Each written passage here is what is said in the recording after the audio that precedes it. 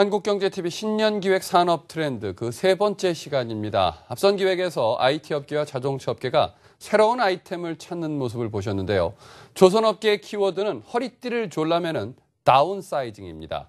올해 조선업계가 놓인 환경과 앞으로 나아갈 길을 신인규 기자가 짚어봤습니다. 산업계 전반적으로 호재라는 저유가가 조선업계에는 달갑지 않습니다. 세계 메이저 석유기업인 영국의 BP는 연초부터 300명의 인원 감축에 들어갔습니다. 미국 내 3위의 정유사인 코노코필립스도 영국 국회 사업에서 230명의 인원을 줄이고 올해 투자 예산도 사상 처음으로 예년보다 축소했습니다. 해외에서 저유가 등의 악재가 한동안 지속될 것으로 보고 비용을 줄이는 선제적 조치를 취했다는 분석입니다. I think it's a challenging time for the industry. I think the industry is going through a period of change. Use Goldman Sachs quote today. It's a readjustment. It's readjusting itself to a new environment. The oil price is the latest blow to the industry that's been changing significantly in the last 2 years. 조선업계의 최대 고객인 이들이 올해 허리띠를 졸라매 일감이 줄어들 것이라는 정황이 관측되고 있는 겁니다. 해양 플랜트와 함께 우리 조선업계의 주요 먹거리인 상선도 올해 회복세를 이야기하기는 어렵습니다.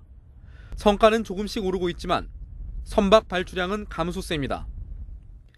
2014년 전 세계 선박 발주량은 2013년보다 34.7% 줄었고 한국 기업들의 전체 수주량도 2013년과 비교해 36.4% 감소했습니다.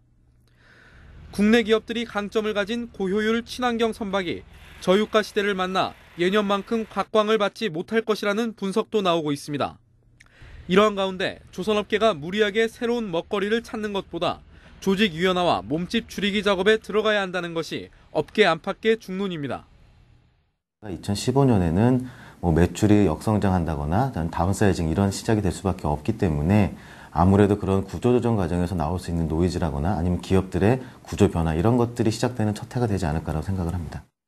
현대중공업은 최근 강도 높은 구조조정에 착수했습니다. 현대중공업은 과장급 이상 사무직 1,500명을 대상으로 희망퇴직 신청을 받는다고 밝혔습니다. 전체 직원 28,000명의 5%를 웃도는 수준입니다. 현대중공업은 아울러 영업 손실이 컸던 플랜트 사업본부를 해양사업본부에 합치는 조직 개편도 단행했습니다. 그러나 구조조정 소식에도 주가는 오르지 않았습니다. 시장에서는 추가 구조조정이 더 필요할 것으로 보고 있는 것으로 업계는 분석합니다. 삼성중공업도 올해 기대 이하의 한 해를 맞을 것으로 전망되는 가운데 조직 개편 성과를 내야 합니다. 박대영 삼성중공업 사장은 우리 정도 규모의 회사를 안정적으로 운영하고 고용을 유지하려면 최소 150억 달러는 반드시 수주해야 한다고 신년사를 통해 밝혔습니다. 증권사 애널리스트들은 삼성중공업의 올해 실제 수주액이 100억 달러 내외가 될 것으로 보고 있는 가운데 고용을 유지하려면 최소 150억 달러를 수주해야 한다는 박 사장의 말이 구조조정 의지를 드러낸 것 아니냐는 분석도 나오고 있습니다. 지난해 그룹 차원의 강도 높은 경영 진단을 받고 조직 슬림화에 들어간 삼성중공업은 올해는 판교 R&D 센터에 잔류한 인사기획 등 사무지원 인력 일부를 경남 거제 본사로 이동시키는 등 조직 개편 작업을 마무리할 계획입니다. 지난해 유일하게 수주 목표를 뛰어넘는 실적을 거뒀던 대우조선해양도 올해 조직 재정비 작업에 들어갈 것으로 관측됩니다.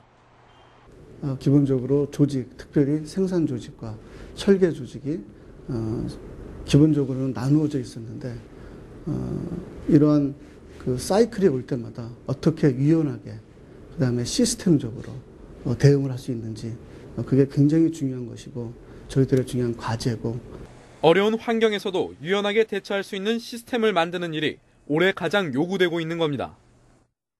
급변하는 대외 환경 속에 무엇을 먹고 살 것인가가 아니라 어떻게 살아남을 것인가가 올 한 해 조선업계에 주어진 과제가 됐습니다. 이 과제를 해결하기 위해 뼈를 깎는 수준의 조직 재정비가 올 한 해 조선업계의 트렌드로 자리 잡을 것으로 전망됩니다. 한국경제TV 신인규입니다.